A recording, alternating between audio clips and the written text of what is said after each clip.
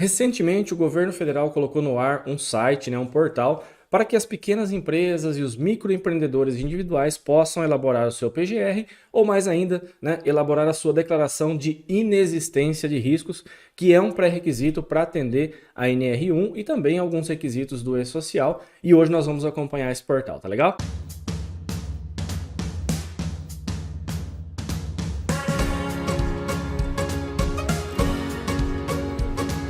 Fala prevencionista, seja bem-vindo a mais um vídeo. Eu sou Thiago Pegatin e hoje nós vamos acompanhar esse portal que é o pgr.trabalho.gov, em que as pequenas empresas, os microempreendedores individuais, podem inserir os seus dados para poder elaborar o seu PGR e também a declaração de inexistência de riscos. Na verdade, o portal está em construção, nós temos ali algumas atividades econômicas que já podem fazer essa elaboração. E hoje a gente vai acompanhar como é o funcionamento desse site. Eu já vou adiantar com vocês aqui que eu tinha me programado para fazer essa primeira visita ao portal junto com vocês. Mas, infelizmente, como essa é a quarta vez que eu estou gravando essa aula, porque o portal deu problema várias vezes, já fica aqui a primeira indignação, porque quando a gente está muitas vezes trabalhando em cima do portal, às vezes o sistema cai ou ele dá algum tipo de erro e dessa vez eu vou mostrar para vocês aqui. Então não é pela primeira vez porque infelizmente eu tive que fazer esses ajustes, Mas eu vou mostrar para vocês como é o funcionamento. Eu creio que vai atender a necessidade de alguns de vocês aí. Vocês podem conhecer como funciona esse portal, tá legal? Bom, pessoal, aqui na tela do site já então, Bom, para você acessar o endereço é pgr.trabalho.gov.br. Você vai cair numa tela dessa aqui e você vai ter que fazer o login com o seu cadastro do gov.br. Então, se você não tem um cadastro no gov.br, que é um cadastro único do governo federal, que está sendo utilizado para vários serviços, você vai ter que providenciar esse cadastro. Tá? Eu creio que a maioria das pessoas já tem, mas se você não tem, é simples de fazer. Simples entre aspas, Porque às vezes funciona legal, às vezes não funciona, as autenticações, mas de fato você vai ter que fazer o login na pessoa física para poder realizar esse preenchimento, tá legal? Eu vou realizar o meu login aqui e já volto na sequência com vocês, após a gente entrar, de fato no portal, tá legal? Bom, pessoal, feito o login, você vai cair nessa tela aqui, onde você vai ter duas opções, E é importante porque essas duas opções, elas estão vinculadas ao que foi publicado na NR1, na sua revisão, em que informava, que as pequenas empresas e os microempreendedores individuais estão dispensados de várias obrigações relacionados à saúde e segurança do trabalho, incluindo o PGR, o PCMSO e outras atividades, mas desde que ele emita uma declaração de inexistência de risco. Até então, eu tinha orientado, por exemplo, alguns colegas, a que fizesse essa declaração e mantivesse isso guardado, e agora você pode fazer isso online também. Então, nós vamos primeiro fazer essa emissão da declaração de inexistência de risco e depois a gente vai fazer a elaboração do PGR. As duas formas, elas funcionam de maneira bem similar. O programa, o site, funciona na base de um checklist, onde você vai anotando ali algumas questões e aí ao final você pode gerar esse documento, tá legal? Então o primeiro passo é a gente emitir essa declaração. Aqui tem uma referência, inclusive, dizendo que o empregador deve preencher esse questionário eletrônico, está falando as referências normativas para isso e por isso, quando existir essa declaração, na verdade, quando não existir riscos importantes no ambiente de trabalho, as microempresas, as empresas de pequeno porte, com grau de risco 1 e 2 e os microempreendedores individuais estão dispensados da elaboração do PGR e também da elaboração do PCMSO. Tá? Então, eu vou criar aqui uma nova declaração de inexistência de risco. O primeiro ponto aqui, o primeiro passo, é preencher um cadastro simples, com os dados da sua empresa. E aqui você pode pegar esses dados de maneira bem simples lá no cartão do CNPJ da sua empresa, ou da pessoa para quem você está prestando serviço, se você é um profissional de saúde e segurança do trabalho. Essa primeira parte aqui eu vou preencher rapidamente, vou pular, para que a gente possa ir diretamente para identificação de perigos, tá bom? Então aqui você vai colocar um nome para a sua declaração, vai preencher todos os dados da sua empresa e na sequência a gente faz o preenchimento da avaliação ou da identificação de perigos e riscos, tá bom? Bom, pessoal, após preenchida essa primeira etapa, então, nós vamos passar pelas questões que são relativas a essa declaração de inexistência de risco, principalmente falando sobre os perigos, que vão ser ou não identificados. Na verdade, aqui, nós estamos fazendo uma declaração de inexistência de risco. Quando a gente entra em cada um dos itens, né? Por exemplo, aqui, agentes físicos. Ele tem uma explicação sobre o que é o agente físico, né? Qualquer forma de energia que, em sua função da natureza, intensidade e exposição, é capaz de causar lesão, agrava a saúde do trabalhador e coloca alguns exemplos, né? Ruído, vibrações, temperaturas e assim por diante, tá? Cada um desses itens nós vamos ticar e vamos, né, avançando, né, quanto a essa questão. Então, quando eu colocar aqui em avançar, ele vai me dar alguns itens, né, próprios desse checklist. Então, por exemplo, aqui, a organização possui empregados expostos a um ou mais dos seguintes agentes físicos, né, em alguns locais de trabalho. Ele coloca ruído, vibração, calor, tal. Eu coloquei aqui que não, porque nós estamos fazendo uma declaração de inexistência de riscos, né? Se eu colocar aqui que existe, né, que sim, e aqui ele nem está deixando funcionar, porque eu tive que, como disse, passar e fazer essa declaração, ele vai, você vai ter uma inconsistência, tá? Porque você está fazendo uma declaração de risco e você está falando que existe uma exposição. Então, o ideal nesses casos, quando você identifica que há a presença, né, de algum desses agentes, é você passar para a segunda tela, né, para outra tela que a gente vai ver na sequência, que é a elaboração do PGR, tá bom? E aí aqui você vai ticando essas informações, você vai salvando e vai avançando, tá? Eu vou passar aqui. Como eu disse, o sistema ele é lento, tá? Muitas vezes ele não funciona de uma forma legal e ele está realmente, essa construção ela deve acontecer aos poucos, tá? A mesma coisa então vai acontecer com os agentes químicos, com os agentes biológicos e com os fatores ergonômicos, né, relacionados a NR17. E aí ele vai colocar, você vai preenchendo todos esses itens para a declaração de inexistência de risco. Ao término, né, desses itens, eles funcionam sempre nesse formato de checklist, tá? Por exemplo, se eu colocar aqui em avançar, eu vou entrar nesses fatores, né, ergonômicos.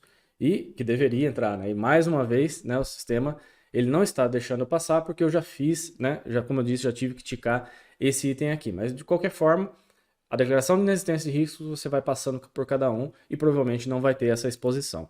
Ao final, você vai ter uma declaração emitida, né? Salva no seu sistema.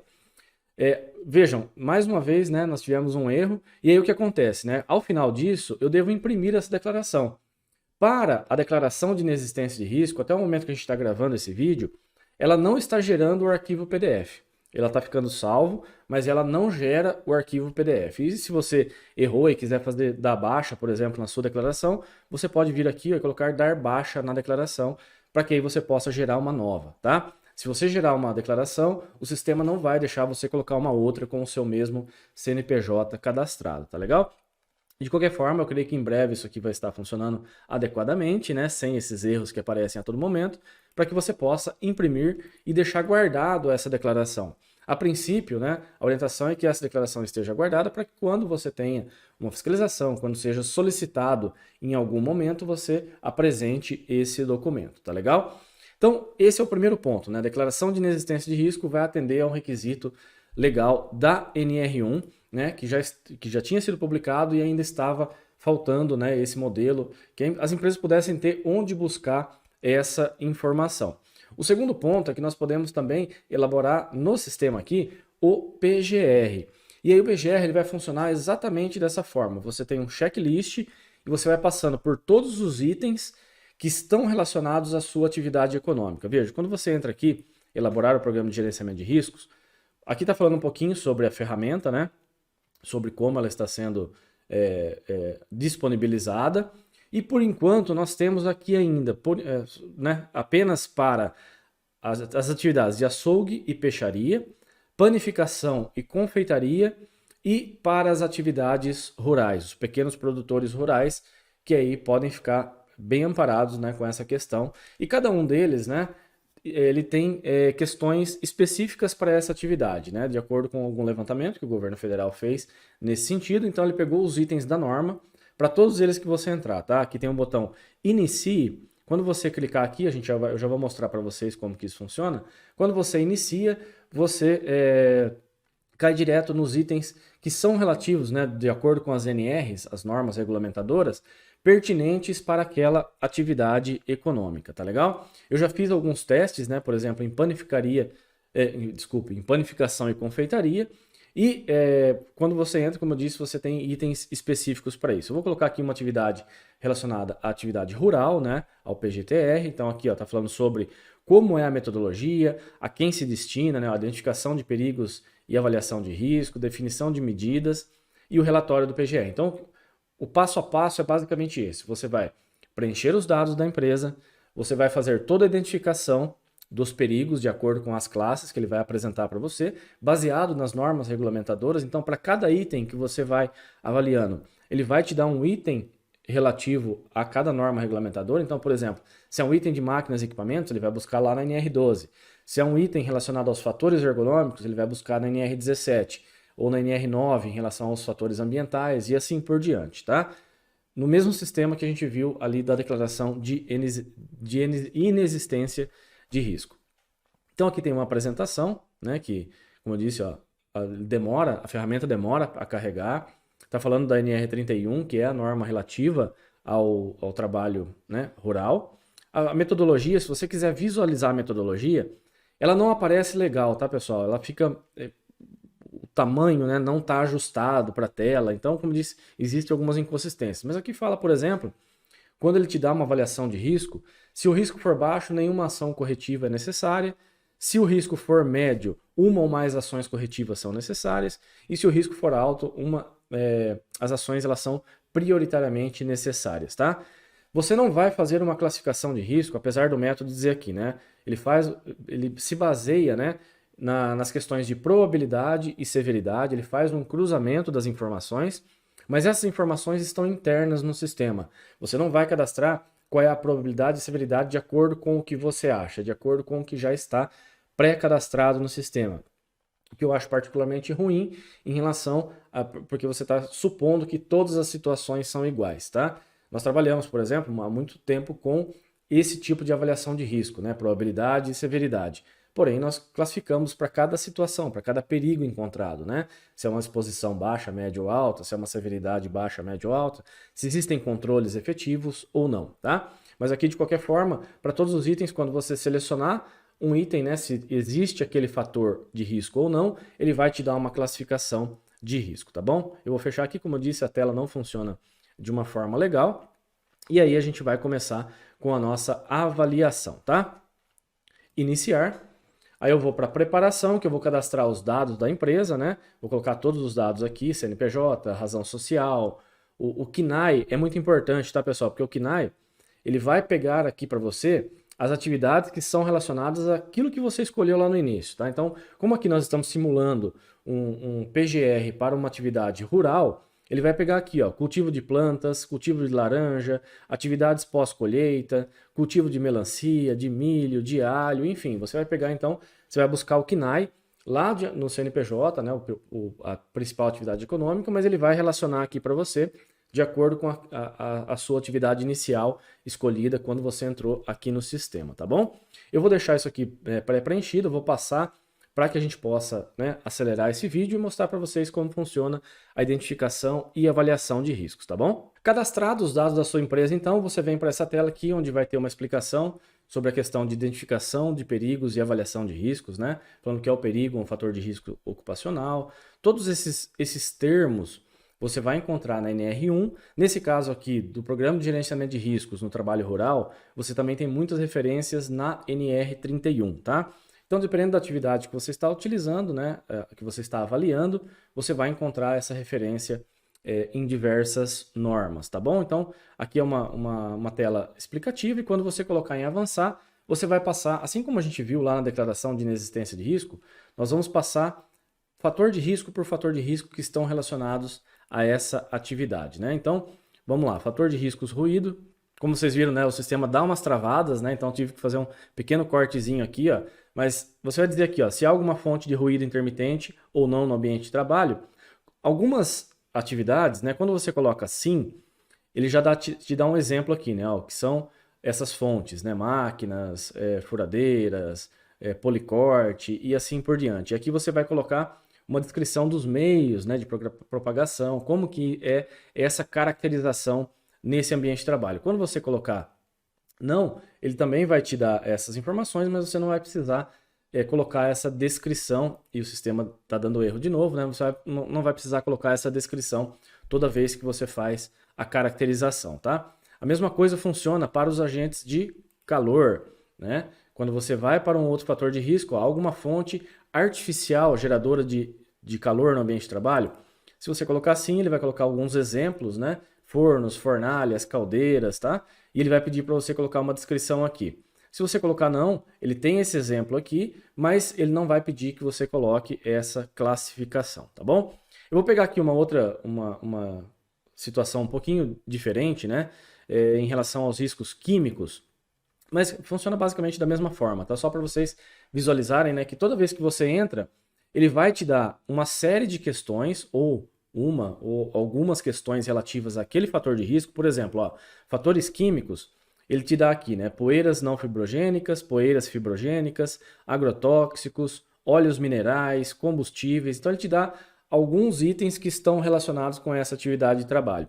Por exemplo, se você estiver preenchendo para uma panificação, né, uma padaria, ele vai te perguntar bastante, né, quando você estiver na questão de calor, se existe forno, né, no ambiente de trabalho, se a exposição, né, qual é o tempo de exposição a esse fator de risco. E aqui mesma coisa, ó, eu coloquei nesse item justamente para a gente ver isso. Quando eu coloco para alguns fatores de risco, assim que você assinalar o sim, ele já te dá aqui, ó, o risco alto, ou ele vai te dar risco moderado, né, médio, ou risco baixo.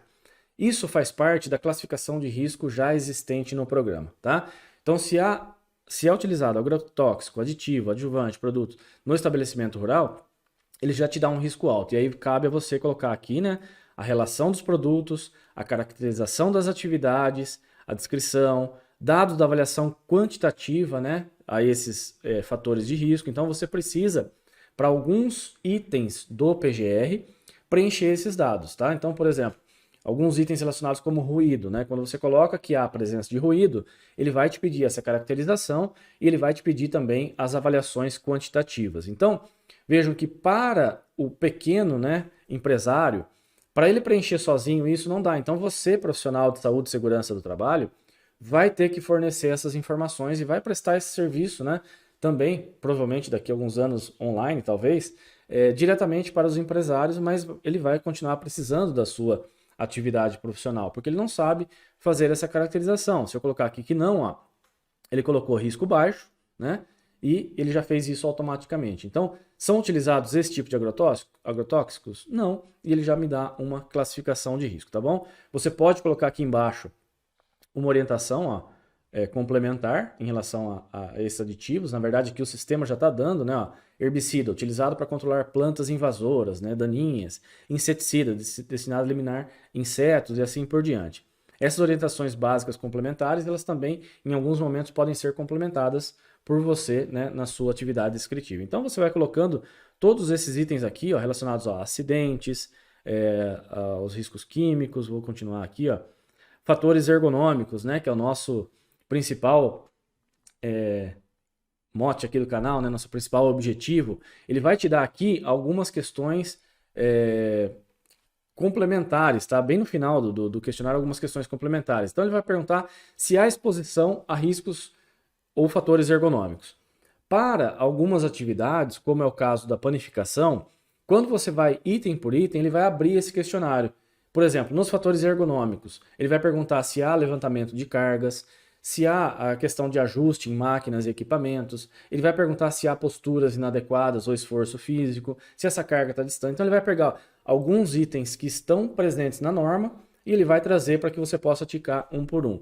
Quando eu colocar aqui sim, ele vai me dar uma relação, né, desses itens.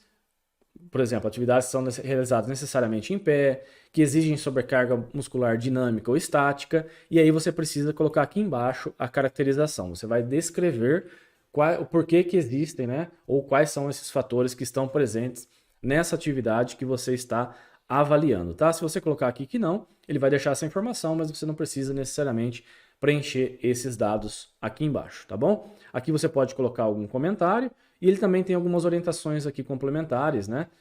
Basicamente falando sobre a que se destina essa classificação de risco aqui, tá bom? Eu vou deixar aqui sim, vou colocar aqui apenas um texto escrito informações e aqui comentários, apenas para a gente poder gerar ao final esse documento, tá? Então vejo que aqui, ó, salvar e avançar, quando eu clico, ele não está funcionando direito ainda, tá? Tem hora que ele vai, tem hora que não vai, então vejo que aqui agora ele passou.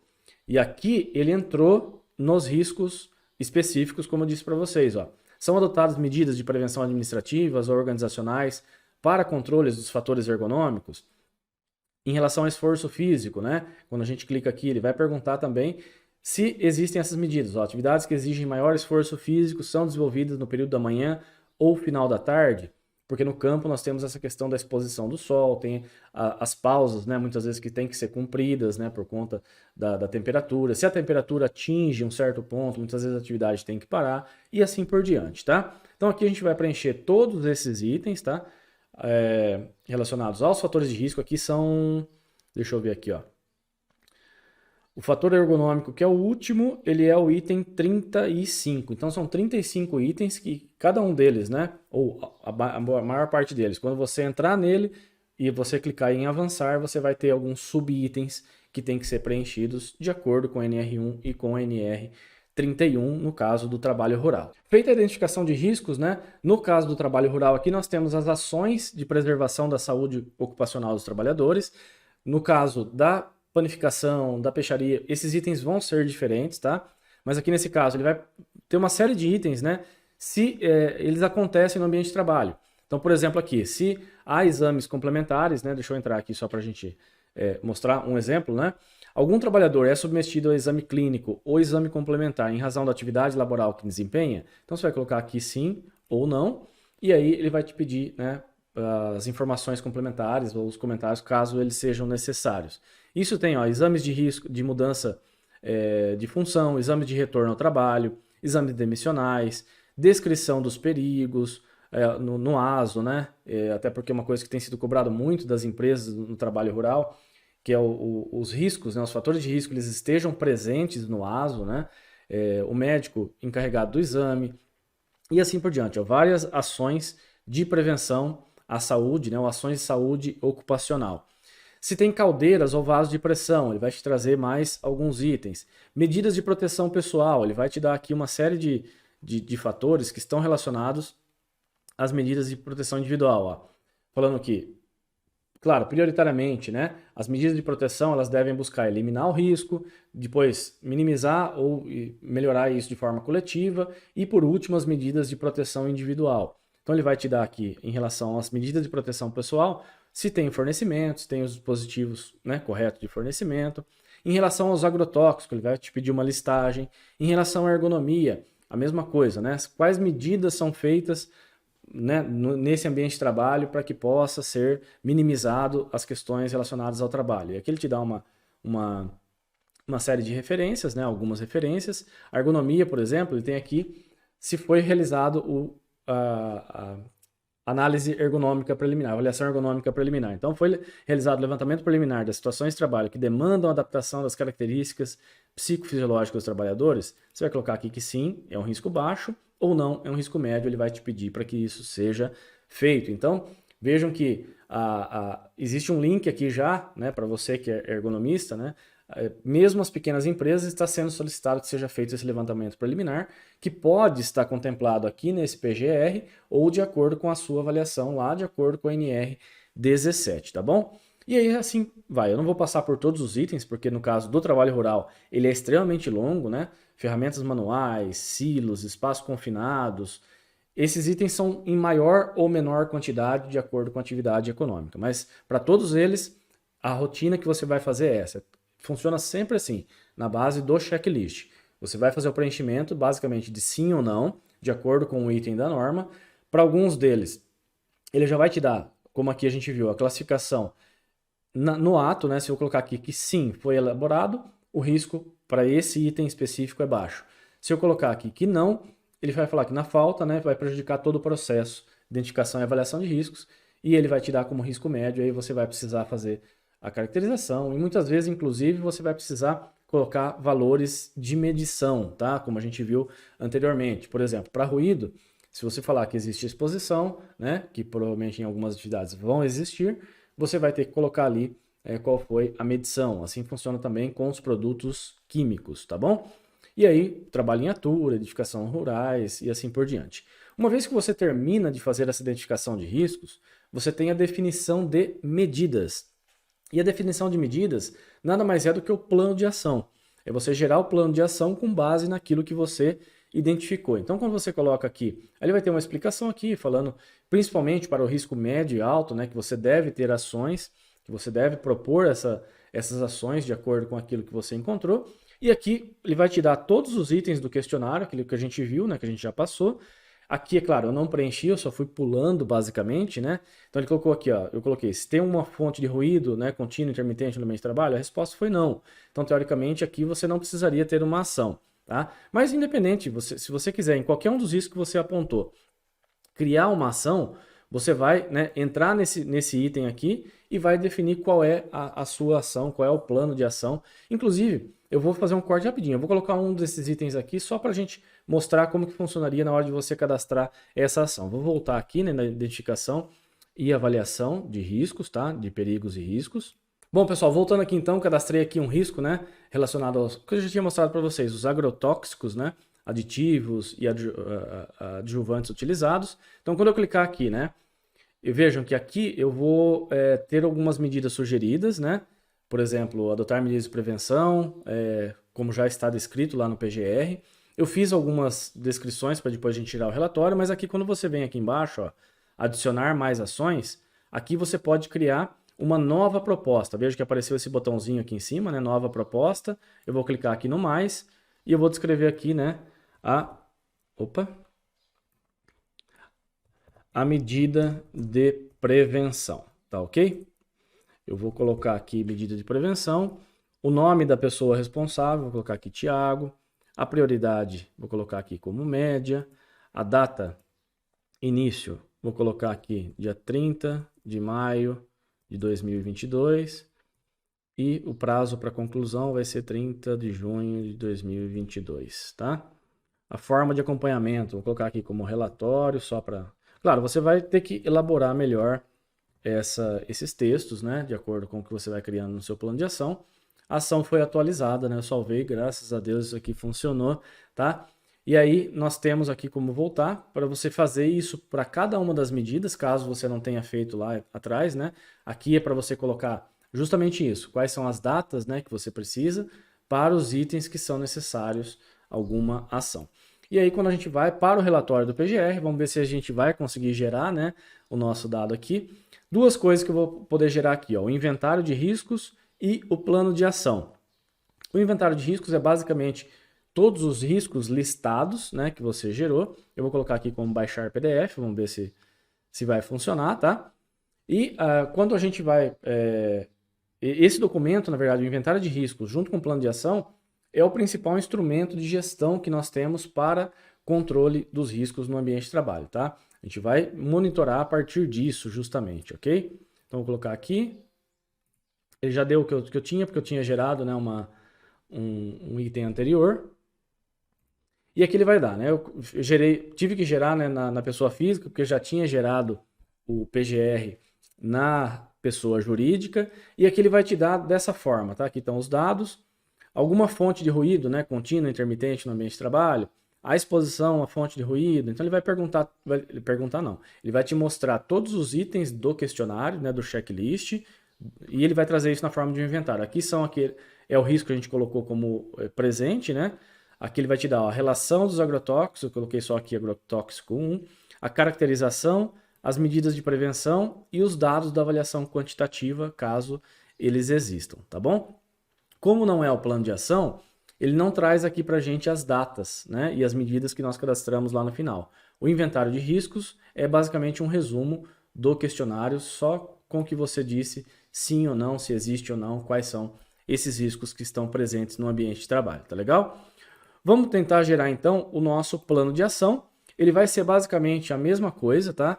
Ele vai trazer o mesmo formato, não é que é a mesma coisa, ele vai trazer o mesmo formato que nós vimos ali, só que com as medidas que nós vamos cadastrando lá no final do programa, do software, né? A ideia é que você tenha ali, nesse plano de ação, ok?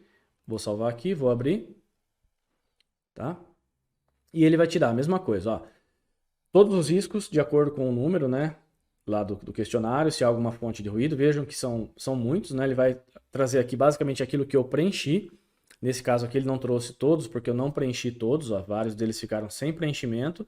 Ele trouxe somente aquilo que eu assinalei como sim ou não, tá? Então nesse caso aqui, o que eu cadastrei como que existe, né, o risco, que é em relação aos agrotóxicos. Eu coloquei aqui, ó, a medida de prevenção vai vir descrita aqui, a prioridade que nós cadastramos foi média, o responsável é Tiago, a data início é essa, data fim também, forma de acompanhamento do relatório e aferição de resultados também é essa, tá? Então, vejam que ele tem a mesma cara, vamos dizer assim, né? O mesmo formato, e ele vai trazer aqui junto dos itens da avaliação do risco que foi apontado como presente, qual é a medida que você cadastrou, quem é o responsável, qual a data para elaboração, tá legal?